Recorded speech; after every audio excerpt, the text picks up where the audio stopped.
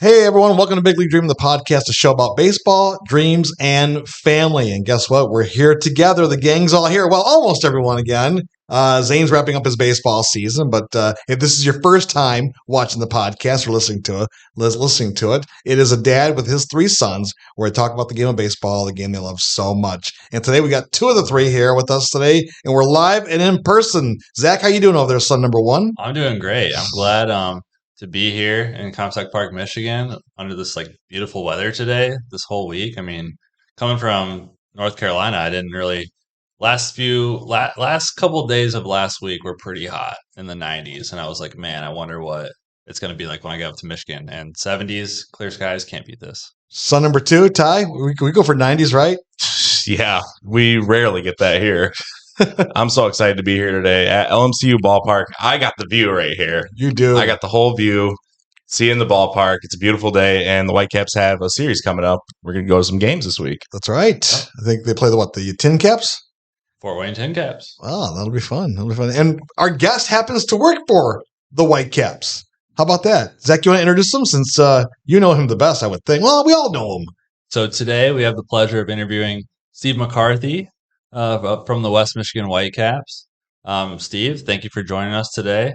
I guess team president, right? President of the Whitecaps. Correct. Thanks for being here. Yeah, thanks for having me, and duly welcome to LMCU Ballpark on this beautiful day and beautiful week here in May. So glad to have you guys. Thank you, Steve. I think the first time we met you back when the Whitecaps first opened up here at then Old Kent Park, I think you were like the ticket taker, weren't you? I was selling. Oh yeah, I was selling programs and running sweet food up and down the stairs. So yeah, there were a few different fun jobs to do. Yep.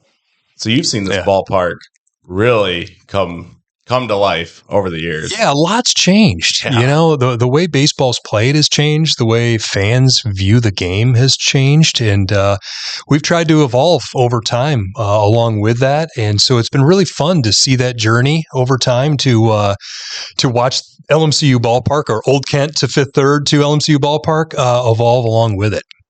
Well, it's changed so much that it's changed so much in many ways, which we're going to get to, right?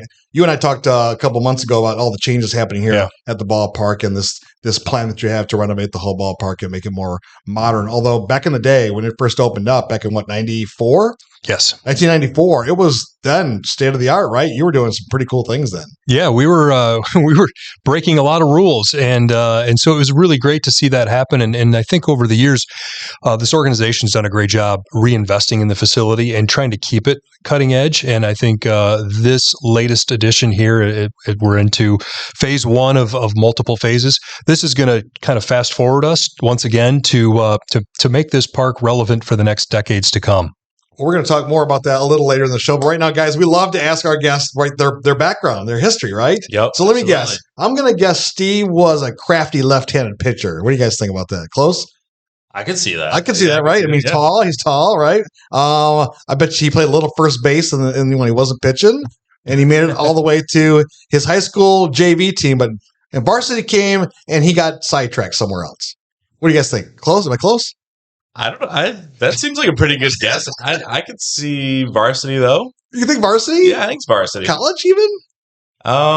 Maybe not college. He's president though, so he was running up and down the suite. So you think if he had baseball skills, he would have progressed a little further. But I don't know. Zach, what do you think? I'm thinking. So Steve's very smart. So I'm thinking, varsity, but college was not on the table. Route. Okay. He had big time offers to go other places for academics. That's my guess. All right, Steve. Wow. Well, at times you guys were giving me a ton of credit, which I loved hearing. I actually started dreaming there a little bit. I was a second baseman. I'm a righty. And the thing about my background of baseball was I never played growing up. So all of the little leagues, all of those T-ball, I never played baseball. My parents really never got me into those things. And so I picked it up in ninth grade. And so I probably don't have to tell you guys just how difficult that was. And so I wasn't sure really how long I would stick with it at that time. And so I stuck with it for about 2.5 years. And then, when varsity came knocking, it just wasn't in the cards for me. I didn't have enough reps over time, quite frankly.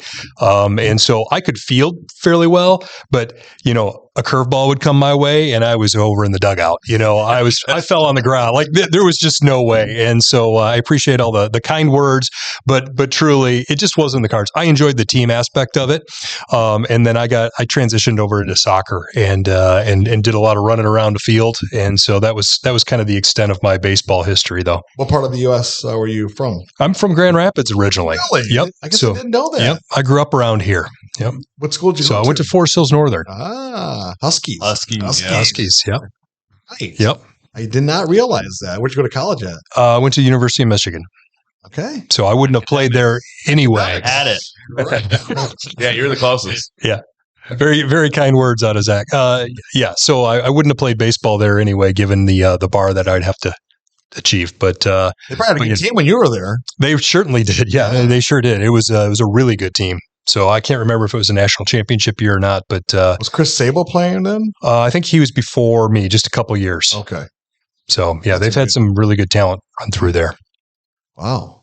I had that recent World Series run. Oh, they did just a few years ago, and then Coach Backish going down to Clemson, doing big things in Clemson. So yeah, a lot of big time history has come through Michigan Wolverines baseball. For sure. And we've covered that in the podcast before, right, Ty? We talked about how college baseball, how the northern teams are getting more respect these days and playing some good baseball. So that's not uncommon. And you field some games. You have some college games here every once in a while, right? We do. Yeah, we do a ton of high school games in the April and early May weeks. And then every once in a while we get the luxury of hosting some local colleges. For a while we had U of M Notre Dame. That was kind of a standing annual college game out here.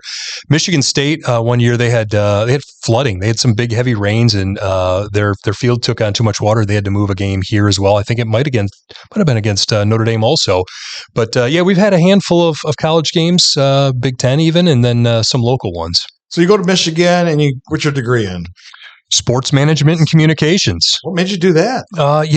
I wanted to get into business. I felt like that was my calling, but I didn't want to just go into regular business. I felt the pull for the entertainment and sports field. I thought that was kind of what would fill my bucket in terms of, making it fun. And so I didn't want to just get into a regular business. I really wanted to get into the business of sports and work on that side of the field, so to speak. And so just about that time, colleges were starting to figure out that there was a kinesiology degree, a movement science or sports management program that they'd put together. And Michigan was one of those schools that was starting their program. And so I said, you know what, I think I'm going to give this a try. And so I got in there and you learn about, economics, and then you learn about sports economics, and you learn about law, and you learn about sports law, and then you learn about marketing, and then you learn about sports marketing. And so it was really great to see how all those things wove together. And I felt like that was a place where I could maybe spend part of my career or, turns out even longer. So was this your first job then out of college? No. So, when you're in that program, they encourage internships. Zach knows a little thing about internships. And so being from Grand Rapids, I took an internship here with the Whitecaps, and it was the second year of their existence, so 1995, and it was in operations. So, it was cleaning bugs out of lights. I was parking cars. I was scraping gum off the concourse, selling programs, you name it. But I was also making some pretty good connections that will come back in our story here in just a second. And then I did an internship for Van Andel Arena downtown in Grand Rapids as it was being built, and doing group sales. So understanding the revenue production side of the business. And then the next year I did an internship with the Detroit Pistons.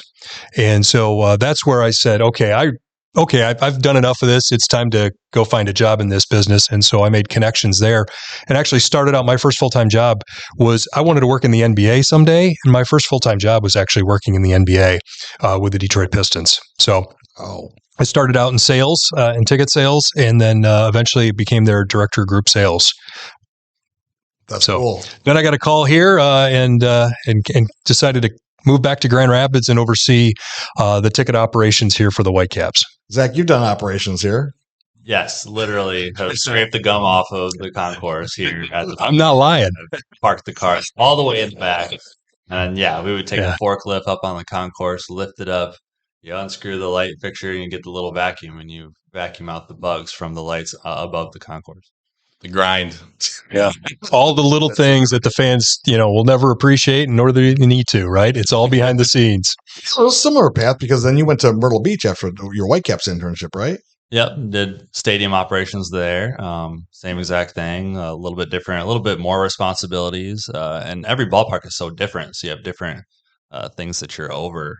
But yes, I can relate to the line there that is very common among people that work in minor league baseball, doing the internships for a couple teams before you find that front office full time opportunity. It's tough, but if you can get in and you love it, people will just stay in it because it's a lot of fun. So, Steve, are you just taking any opportunity that comes your way, or are you just basically being selective? I mean, like Zach said, it's tough to get your foot in the door, right? Yeah. Yeah. So, I think you do at that time, when you're an intern, it's, certainly don't want to do something you hate. Never take a job that you want to, get up in the morning and hate every single day. But if it's something that gets you the experience and you're willing to work hard at it, then, doors are going to open for you. Because in this industry, if you work hard, you're going to find the right opportunity. So if you were interning back in 95, I got to know this one. Do you remember I know Zach and my dad do. Do you remember the behind the fence there, the horse races? Did you ever get to do that? I sure did. Absolutely. Yeah. I still missed that one. Horses on the sticks. Yep. Bruce Radley, who was our box office manager at the time, he was sort of the ringleader of that crew, and he would kind of take a rotating group of people, and he'd say, "You want to be blue horse tonight? Yeah. You want to be red? You want to be yellow? You look around the room, and so a number of times I had the pleasure of running with a stick and making it try not to fall because you never want to disappear behind that outfield wall. We'd always go by that fence right there by the lawn, and all three of us, me, Zach, and our other brother, would go there and be like, "Oh, we can see him! Look at him! There's people back there." Yep. We miss those days. What about? I got to follow up on that. What about the rickshaws? Because the Whitecaps didn't do it for very many seasons, maybe like 1 or 2, maybe 3 seasons. Yeah. There's this thing called a rickshaw ride. You come in, you park your car, and there's a couple workers out there, and they'd have these rickshaws, and you could hop in their little rickshaw, and like 2 people sit in the back, and they ride this bike and take you up to the front of the ballpark, and like we'd be riding to the game. Steve, we came up with a song. Hope I get a rickshaw ride. Seat of our car. Dad's driving us to the game. We parked to try to get a rickshaw ride. You've never given a rickshaw ride. I never have. That was the time when I wasn't here. I think it was in the late 90s. But I do know what you're talking about. We did those.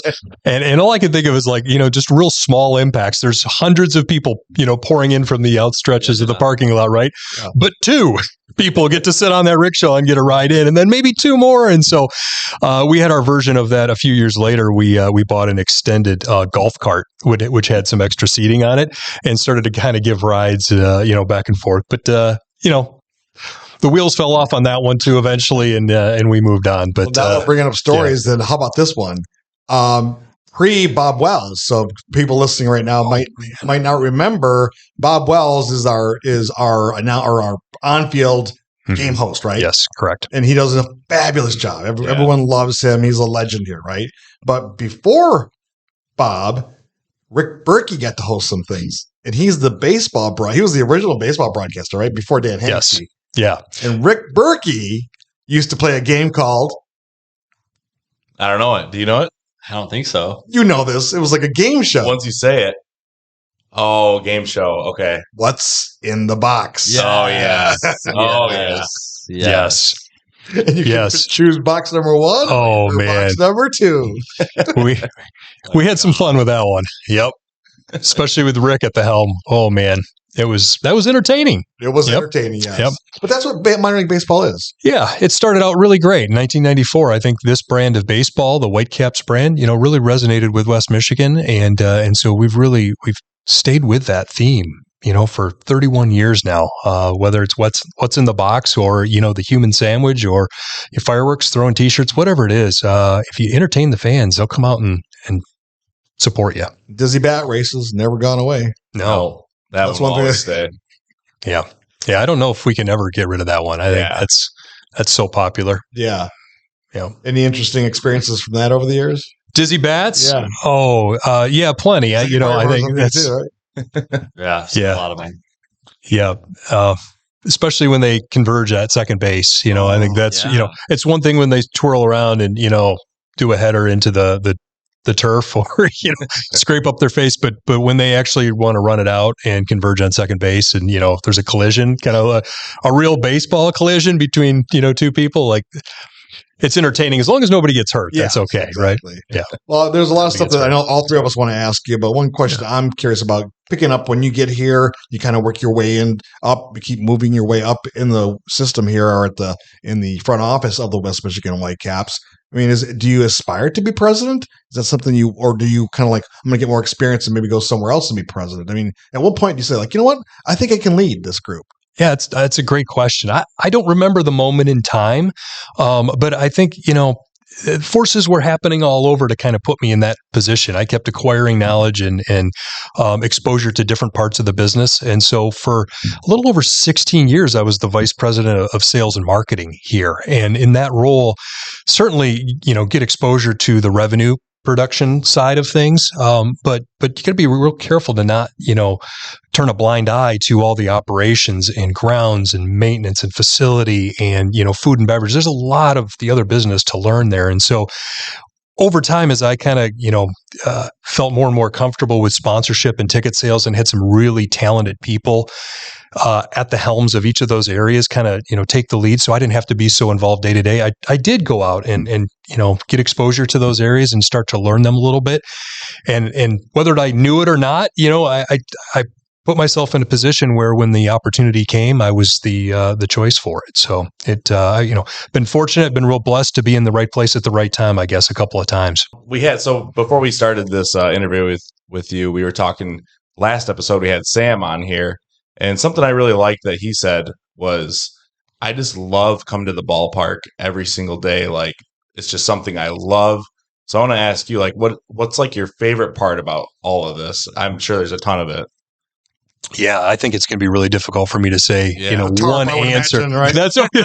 Full and tarp. That's exactly right. Rain in the forecast? Or maybe something like something that maybe most people wouldn't think would be enjoyable for you. Like on the flip side, like this, because he was saying, what was he saying? A lot of stuff like, he mentioned like a snowball story. Oh, yeah. And he was like, a lot of people would look at this like, this is the worst. It's snowing. It's terrible. But I looked at it as like, hey, I'm at the ballpark. I'm going to make the most of it. Yeah. So maybe something on the flip side that people would think this is not it. Yeah.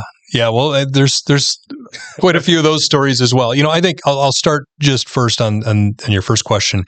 Opening day is always incredibly special. There seems to be this buildup over time. Those months where baseball kind of goes dark and everybody builds up. And sometimes we have our winter gala in January, and it's kind of that little peek behind the curtain there, like baseball's coming, right? And then the pitchers and catchers report in February, and then people start to they show up here a little bit, and they're renewing season tickets, and then there's this real great buildup. Usually the Tigers home opener occurs a few days before ours. And then opening day, we throw those gates open, and the noise, the people, the smells, like there's something really special. And, having gone through it, now 24 times, like it doesn't get old ever. That is just fantastic to go so many months without it. And so opening day is always great.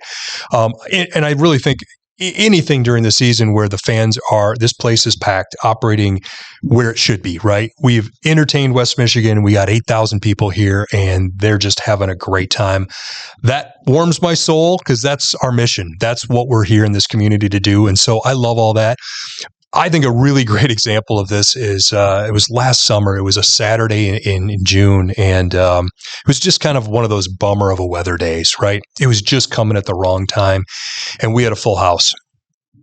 And so people came, and it started to rain, and people were, eating food and having a good time. But we knew like it was starting to rain, and we were hoping we could still get the game off. It just wasn't looking so good. Well, us, we're throwing T-shirts in the crowd, right? And we're throwing Frisbees, and, we're putting games on the big screen.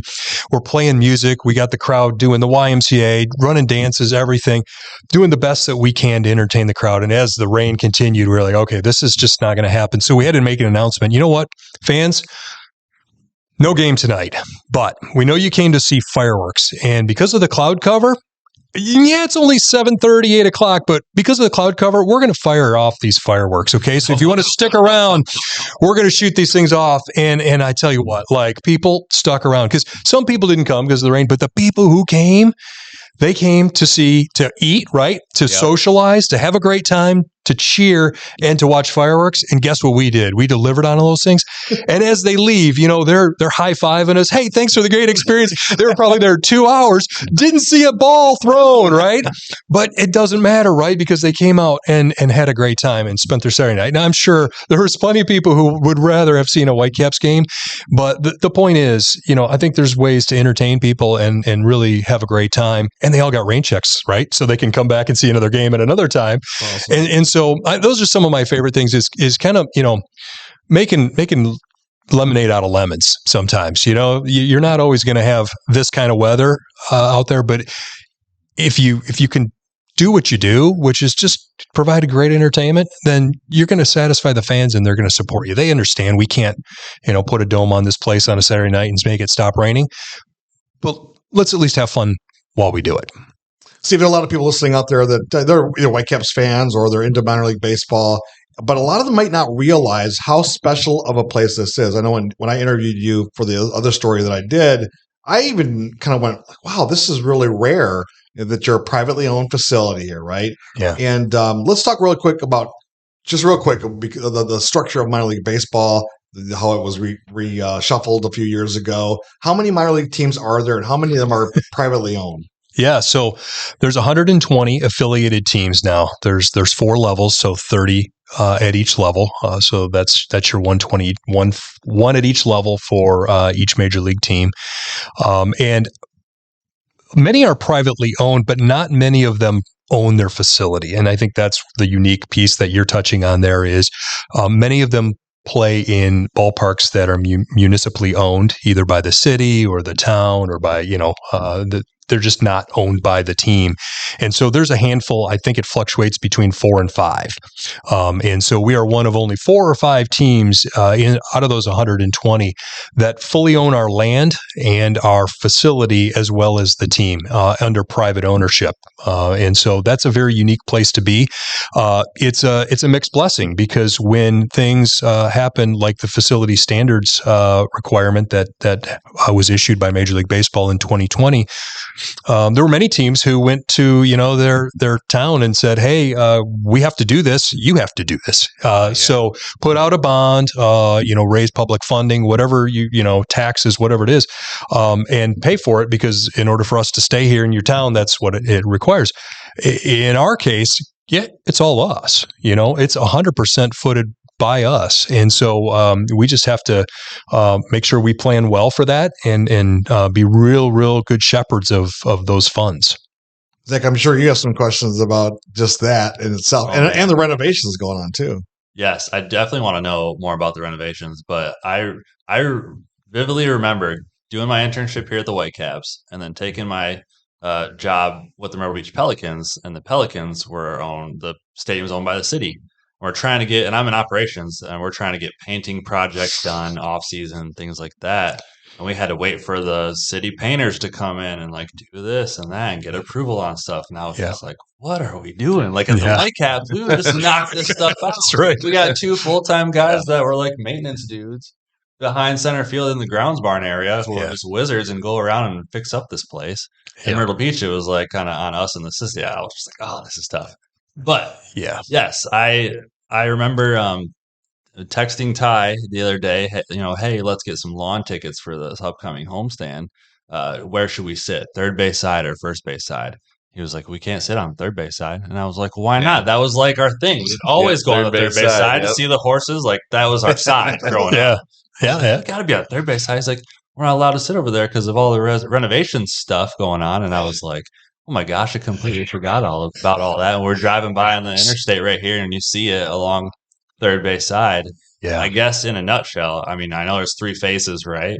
But what's going on over the next couple of years? What's coming to the ballpark? Yeah, so I'll try to back it up and nutshell it just a little bit. But because of some of those facility standard requirements, that this place is in great shape. We've reinvested into it over the years, and players, fans, other, employees of other organizations would come here and say, this place, A, doesn't look 30 years old, but B, you guys, this is really nice accommodations. You can't have had to do anything to it. And the reality is, yes, that's very true.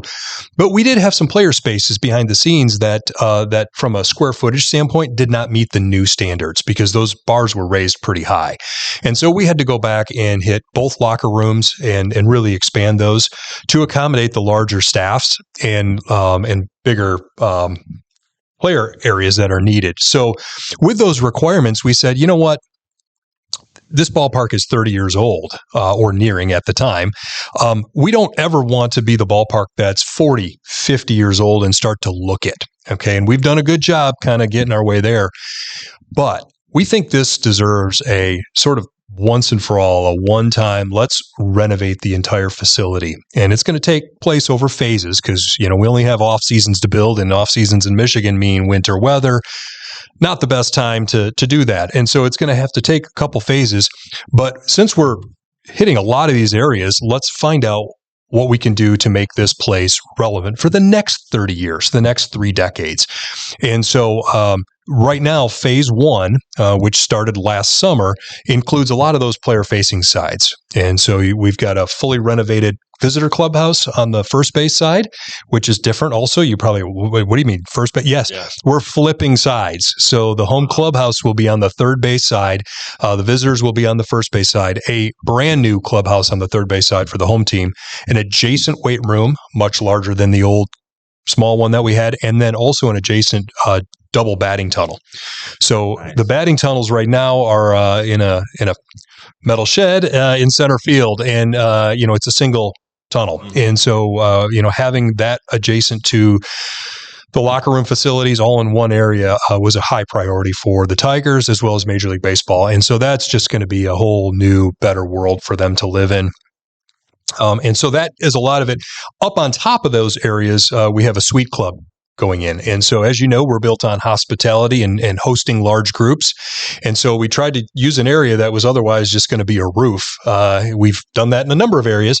And so that'll be a very high-end suite club area that is available for groups. And then we hope as well for individuals. So that's phase 1. We transition into phase 2. That'll be, by the way, complete in September.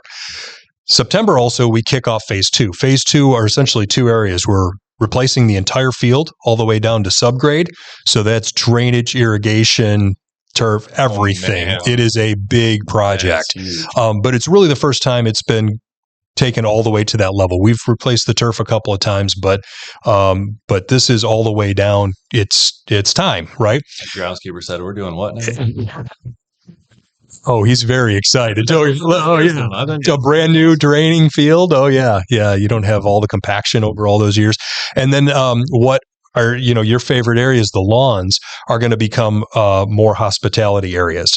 And so we're taking the deck and patio areas that are kind of sporadically placed over the years around the ballpark and putting them into more efficient areas and a really good view where a lot of the fans are going to appreciate that view on the first and third base sides. The lawn then goes into the outfield, kind of where it used to be, the old berm, if you remember. Oh, yeah. And what's really cool is when we do the field, the bullpens actually come off the field as well. They go just beyond the right field fence, kind of like another ballpark we know, Comerica, right? Yeah. So in that same kind of fashion, they're over in left field. We're going to be over in right field. And so that lawn area is going to overlook the bullpens right as you kind of look down in there. So that's a really neat aspect. So phase 3 and beyond is kind of the rest of the project. I don't know how much we want to touch on that. Two of the things that are going to just change the whole atmosphere of the ballpark is the 360. Yes. Tell the guys about that real quick. Yeah, so that's one of my favorite, stretch goals here of this one. We're gonna have a 360 concourse. So you're gonna be able to walk all the way around this ballpark when we get into phase 3. That's really, kind of one of the last pieces to fall in because you have to do all the little neighborhoods before you get to, put the last Lego piece in the bridge. But I think it'll change the way that fans experience the game when you can come out here no matter what gate you walk into. At least I do. I go to Comerica Park. I've been there a couple dozen times, and I still walk all the way around because I want to see everything. And right now, this is kind of the walk all the way to the end, and then okay, we'll double back and see everything, Yeah. And so I think that's going to be really neat. The other thing it allows us to do is give the fan different viewing angles. And so having the ability to put some drink rails out in the outfield where as you're kind of taking that walk, you stop by little neighborhoods. Maybe, there's going to be a little bar area under the scoreboard, and then there's going to be, a drink rail that you stop at. Then you maybe stop in the little gift shop that's out, souvenir shop out at center field, and you kind of make your way around and you sit in the lawn area for a little while. Like, I think experiencing the game from all the angles, if you like to sit in right field, then you can sit in right field. 5K. Whitecaps 5K comes in. You get the 360, Yep. portion around their warning track. Yep. Here it comes. I think the other thing too, Steve, by the way, we're talking to Steve McCarthy, the president here of the West Michigan Whitecaps. Steve, I think is the front of the building. By what I mean by the front, where the ticket office is at, right? Where the people most people come in through the main gate. And that entry level, though, as much as we love it over the years, it just kind of it kind of sets up weird. You have to walk in and go either left or go right. Then the ticket office is there. You go to the gate to the right. There's a gift shop. It's just kind of like, yeah. You've reimagined that as well. Yeah, that's a really big hallmark of the Reimagine project. There's nothing better than walking in and seeing the field, right? Like that is the big, vast opening and looking out over that field. And I think, as you just described it, John, the way we have it kind of set up now, you split off to the side, and then when you kind of get in, there's kind of a low ceiling, and you kind of work your way around. Eventually, you make it to the front of that concourse, and you go, okay, now I have my view, and that's where a lot of people take selfies and get their view that they're looking for. Our hope in this renovation is that you walk up the steps, and as soon as you get to the top there, because we are an elevated concourse here, when you get to the top of the steps, you look out over the expanse of the field right behind home plate, and that's your first wow moment.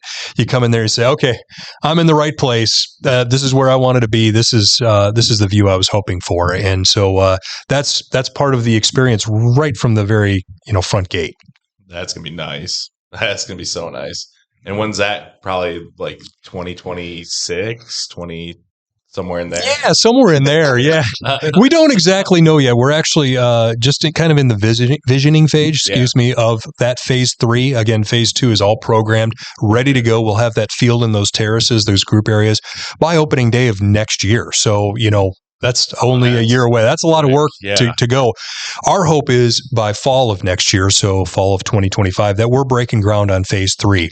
Now, what I just described there, I haven't even told you about renovating the suite level, putting concourse level suites, kind of outdoor suites there, changing the concessions on the concourse as well, the new outfield build. There's a lot going into it. I doubt very much we're going to have that all in one off season, right? I think that's going to be 2 to 3. So once again, this was always envisioned to be about a 5 to 6 year project. And so what I just described there is, maybe 3 years on out there. So 26, 27, I think that we would be really excited to deliver that to the fans if we could be ready for opening day 2027 or maybe even the fall of that year.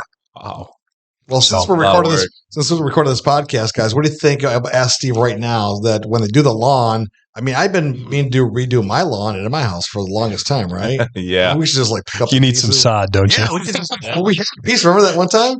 Oh, yeah. In the backyard, we had a piece from when they redid it. Oh, yeah. Come out here and picked up some sod. Yeah. We're going to have a lot extra, so what are we doing? How's that sod doing, by the way? That's 2009, 2010. It's still good? Okay.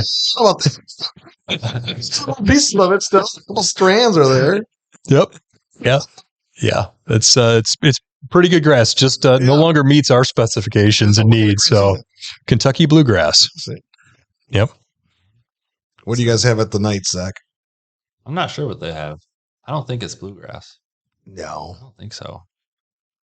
I don't know. Let's I find don't out. even want to guess because You got to find out. in the comments. That's true. Well, this has been great, Steve. We really appreciate your time. Guys, anything else you want to ask? Or I'll ask a player question. Oh, all right. I mean, since you've been here at the Whitecaps for over 20 seasons, like you've been saying, and your role has definitely changed quite a bit over the years, VP of marketing and sales and things like that, to now team president. how has your like interaction with players evolved over the years? And maybe who have been a couple of your favorite Whitecaps over the years to interact with? Because when you talk to players or Tigers talk about playing in West Michigan, they always say nothing but great things like, oh, back in West Michigan, that was such a fun summer. Or they're in spring training and they're like, please send me to West Michigan. Everybody older than me is telling me, hey, you're going to love West Michigan. What's kind of like the player interaction been like for you over the years, and who are some of your favorites? We don't have a ton of interaction, to be honest with you. I know Jim Jarecki has a lot of that interaction here just because his role with us. Right. But it's always been very favorable, and I think exactly the way you just described it, Zach, is how the players reflected back on us too. They're so grateful to be here, playing in front of these fans that are so engaged and so supportive of them, and really come out like. Not every team draws like the Whitecaps do, and that's just a testament to the support of this community. And so they give back, I think, by being just really great guests in our house while they're here. So it's been really fun. I think over the years, it's also interesting to watch how the evolution of progression of the players has changed. We used to tell fans, hey, watch so-and-so, whoever it may be. You never know, in 4 or 5 years, that guy could be on TV. He could be playing with the Tigers logo on, And then about the time I tend to remember this one, Alex Avila kind of came through where it really started to accelerate. And, I think it was not 2 years before he had, the Old English D on. And now you get to the point where guys like Spencer Torkelson, it's almost fast forward. They have a pretty good feel for who's going to make it up that chain, really quickly. Some guys a little slower. You don't always know, but I've also noticed that evolution of the game where, if the talent is right, they're going to be ready for him up there. So it's been a really good experience, I think, for the players and us overall. Well, one thing I noticed is the players are better, physically stronger. The pitchers are throwing a lot harder than they were back 20 years ago. I remember when Joel Zumaya came through, right? Yeah. Zoom, Zumaya. And it was like, whoa, he hit 100. Yeah. Like that just happens all the time. That's nothing new. Yeah. Yeah. So much more of the game is devoted to that. A lot of the work that you see players go through, it doesn't happen during the game. They play the game. It goes kind of unnoticed because it's behind the scenes. But there's a lot of weight training. There's a lot of nutrition. There's a lot of calisthenics. There's a lot of things that go on that get these players in these conditions ready to play. That has changed over the years. They're out here doing early work far more often. They're taking the field. Like it's a bigger business in that respect. Can't just give them hot dogs after the game, right, Zach? No, got to feed them the good stuff now. Yes, even at high A, right? They've increased the dues, is what they're called in the clubhouses. Yeah, the dues are a lot more expensive now than they used to be. Yep, because they're taking care of them, and they'll feed them lunch, feed them dinner, and they're getting good meals, which is great. Because it's not that we weren't doing or we weren't trying; it's just there were no requirements at that time. And now those trays of hot dogs going back in the 90s.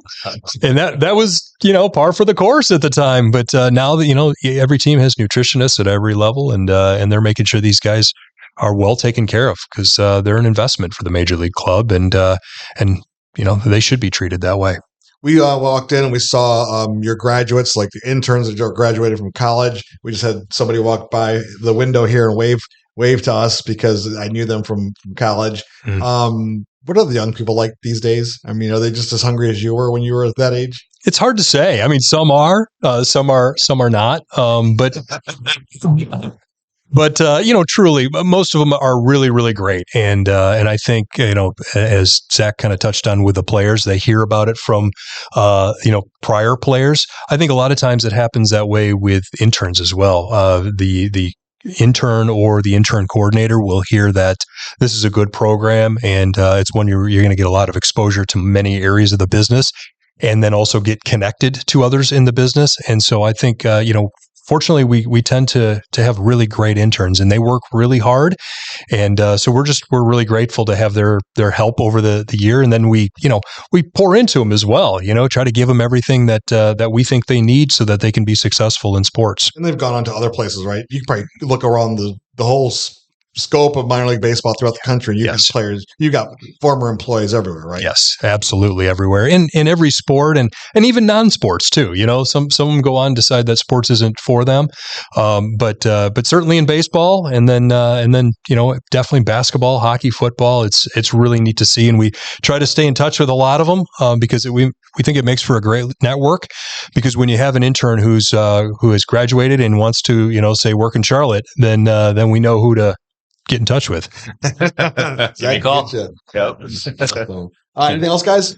No, just thank you again. We really appreciate it. This was a lot of fun. Thank you for inviting us to your home here at LMCU Ballpark. Absolutely. Really Absolutely. Thanks for coming to see us today. And I'm glad to hear you'll be out at a couple games here this week. As you can see, the third base lawn is being put back together. It's a little side note here. Yeah. That's just for this year, because once again, the terraces are going to be built there. But we felt, because that was just wasted space for the rest of this summer, we felt it was important to throw some sod down there and let fans use it for this year. So thought that would be a good place. So we can go to the You can, but it won't be ready till Friday. Friday. Would Friday work for you? No, you're going to mess I'll it be home by then. Okay. Preview tomorrow. There you go. Yep. Yeah. Well, maybe you'll find the first base works for you too.